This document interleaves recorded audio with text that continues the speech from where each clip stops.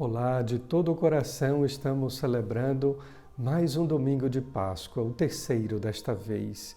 Mais uma oportunidade também feliz e alegre que Deus nos concede de estarmos juntos através deste canal, como também é a possibilidade feliz da reflexão da Palavra de Deus que nos proporciona a oração, a meditação e também uma experiência com Cristo ressuscitado. Muito obrigado pela sua audiência, de todo o coração, para que deste modo nosso coração esteja ao alto e se aproxime cada vez mais do alto da cruz, onde o coração de Cristo foi aberto. Vamos lá.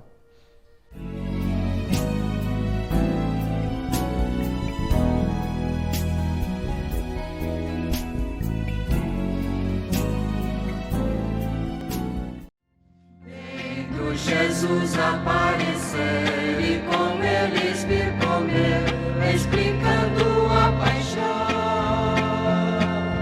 Todos entendem que o Senhor está vivo e por amor os envia em missão. Ressuscitado Cristo aparecer, com seus amigos fez a refeição. Dando a paz, mandou anunciar o amor de seu Pai em toda a nação.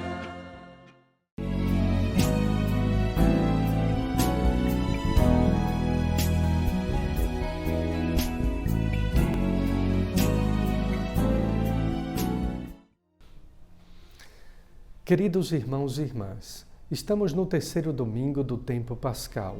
Mais uma vez meditamos o Evangelho de São João, desta vez o capítulo 24, aonde o Cristo se interessa de apresentar para o mundo, para nós e sobretudo aos discípulos, as provas da ressurreição. É muito interessante notar que na ressurreição de Cristo está a prova cabal, inconteste da sua divindade. Jesus Cristo, verdadeiro Deus e verdadeiro homem. É na ressurreição que está o centro vital da nossa fé. Nós cremos num Deus que se fez homem, num Deus que morreu por nós na cruz e num Deus ressuscitado, vivo e presente no meio de nós. Este é o centro da nossa fé, é o que dá sentido à nossa vida, é a razão da nossa crença e do nosso viver.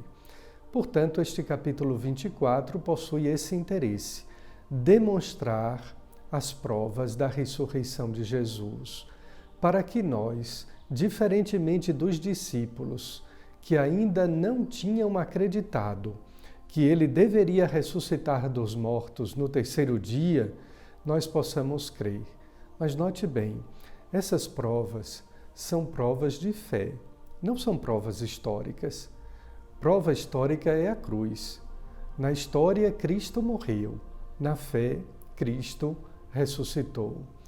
Muito interessante a experiência dos discípulos de Emaús.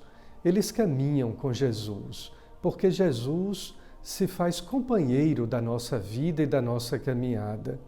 É preciso ter esta fé para sentir, para perceber, para experimentar a companhia do Cristo ressuscitado enquanto caminhamos, mesmo que seja dentro do nosso próprio quarto, da nossa própria casa, Cristo caminha conosco. Assim também caminhou com aqueles discípulos de Emaús, que estavam a caminho de Emaús. Muito interessante perceber também neste capítulo 24 de São João, que os discípulos reconheceram Jesus ao partir o pão, isto é, na Eucaristia. E aqui merecem algumas considerações fundamentais, importantíssimas sobre a Eucaristia. A primeira delas, que a Eucaristia é a presença real de Cristo. Cristo está vivo, Cristo está presente nas espécies sagradas do pão e do vinho, que deixam de ser pão e vinho e se tornam seu corpo e sangue. Este foi o seu desejo, foi o seu querer, foi a sua vontade, pois todas as vezes que fizeres isso em minha memória, eu estarei presente. Em segundo lugar, na Eucaristia, o Cristo está presente em corpo, sangue, alma e divindade. Portanto, a sua presença é completa. E nós devemos refletir muito sobre isso, porque disso depende a nossa fé na Eucaristia e a nossa participação na Santa Missa. Em terceiro lugar, ainda na Eucaristia, Santo Tomás de Aquino dizia, no famosíssimo hino Adoro-te Devote, Deus de amor, nós te adoramos neste sacramento. Sim, nós adoramos o Cristo na Eucaristia. Não o adoramos em imagens, mas o adoramos, sim, na Eucaristia. Santo Tomás de Aquino diz, se não me falha a memória, na quarta ou na quinta estrofe, que na Eucaristia se oculta a humanidade de Cristo, mas na cruz se ocultava a sua divindade. Ou seja, na Eucaristia o Cristo não está presente de forma humana, mas na cruz ele estava presente de forma humana e a sua divindade se escondia. É o contrário da Eucaristia. Ali está o divino ocultando a sua humanidade. E ainda assim, nessas duas realidades, nesses dois altares, cruz e Eucaristia, devemos crer e devemos adorar. Em seguida, Jesus convida os discípulos a uma experiência sensorial. Como nós somos dados ao toque, sobretudo nós brasileiros, particularmente também o povo baiano, posso falar isso por experiência, nós gostamos de sentir, de tocar. E é esse convite que Jesus faz aos discípulos. Vejam o meu corpo glorioso, toquem as minhas chagas. Hoje nós não precisamos nem podemos fazer mais isso. No entanto, nós podemos adorá-lo em sua divindade. O seu corpo glorioso não precisava de alimento, não necessitava de comida.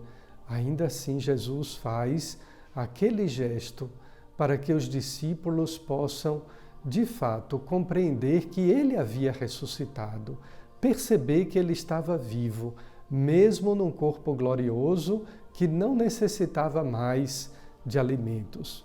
Por fim, o Catecismo da Igreja Católica chega a dizer que, mesmo em seu corpo glorioso, Jesus traz as marcas da paixão, traz as marcas da sua humanidade, de um Deus que se fez homem, que se encarnou, que se fez carne e morreu no meio de nós. Quero concluir lembrando que tudo no corpo glorioso de Cristo está as marcas da sua paixão, inclusive também na Eucaristia e na Igreja. Que este domingo, o terceiro da Páscoa, seja para nós de fundamental importância, não apenas para nossa reflexão, mas para nossa fé, para que possamos crer, amar e adorar o Cristo vivo na Eucaristia. Muito obrigado. Fique agora com aquele papo de cruz, e no tempo da Páscoa devemos também lembrar o papo de cruz e de ressurreição com a nossa amiga Lunara Aires.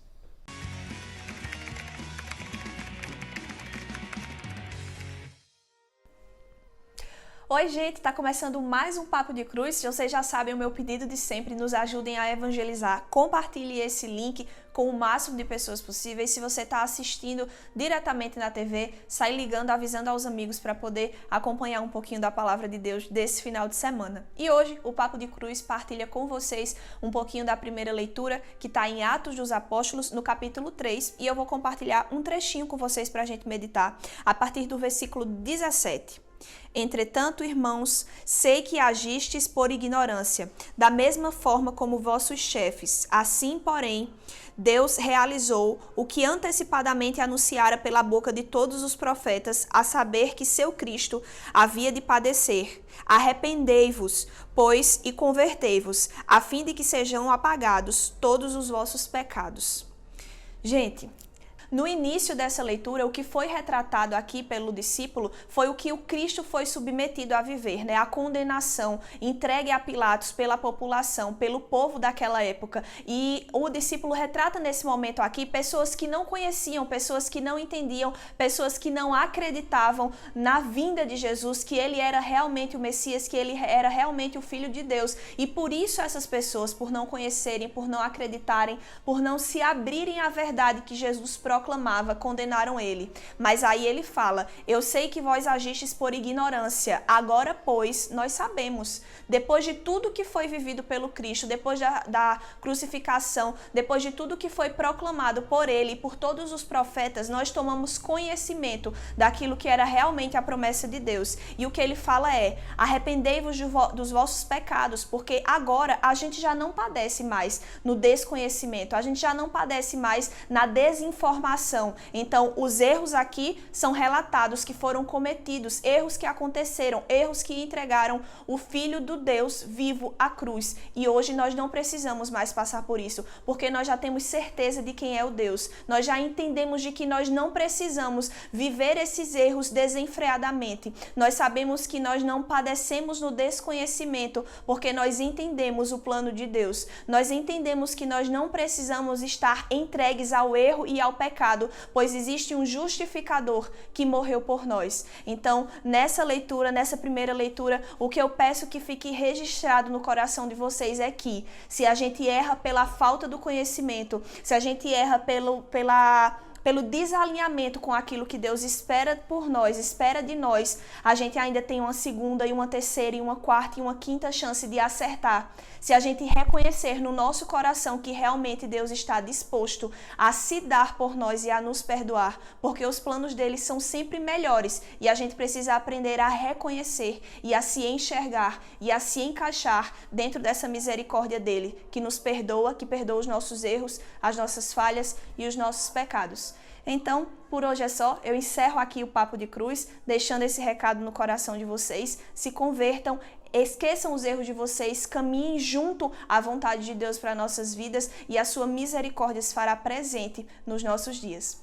Então é isso. Até o próximo sábado. Tchau, tchau.